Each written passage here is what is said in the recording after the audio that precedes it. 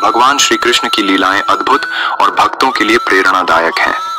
उनकी एक प्रसिद्ध कथा है, श्री कृष्ण और फलवाली की कहानी। यह कथा निस्वार्थ प्रेम, भक्ति और सेवा के महत्व को दर्शाती है। वृंदावन में एक निर्धन फलवाली रहती थी। वह प्रतिदिन जंगलों से ताजे फल तोड़ती और उन्हें बेचने के लिए गोकुल जाती। हालांकि वह गरीब थी, लेकिन उसका हृदय श्री कृष्ण के प्रेम से भरा हुआ था।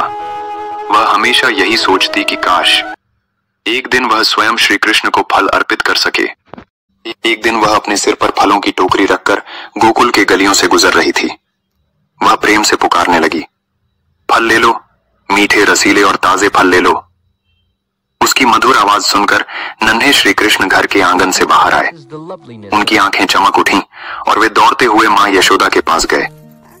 मां, मुझे फल चाहिए, श्री कृष्ण ने मासूमियत से कहा।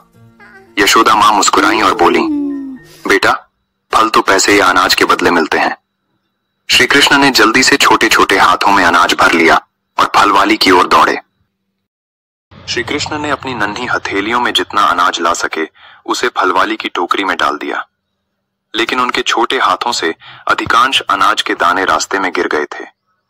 फलवाली यह देखकर मुस्कुराई। वह श्री कृष्ण की भोली सूरत और नटखट मुस्कान से मंत्रमुग्ध हो गई। उसने बिना किसी लोभ के उन्हें अपने सबसे मीठे फल दे दिए। वह धन की परवाह नहीं करती थी। उसे तो बस श्री कृष्ण को फल देने का सौभाग्य चाहिए था। फलवाली पर कृपा। जब फलवाली अपने घर पहुंची और टोकरी खोलकर देखी तो वह हैरान रह गई।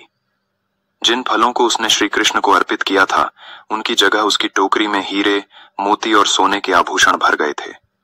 उसकी आंखों में आंसू आ गए। उसने समझ लिया कि यह श्री कृष्ण की कृपा है, लेकिन अब उसे सोने चांदी की कोई इच्छा नहीं थी।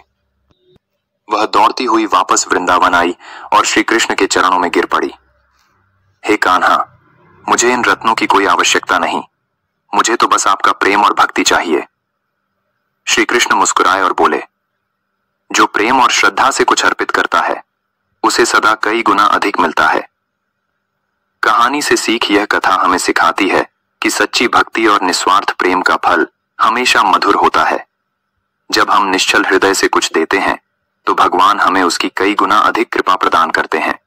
इसलिए हमें भी अपने जीवन में भक्ति, प्रेम और सेवा का मार्ग अपनाना चाहिए।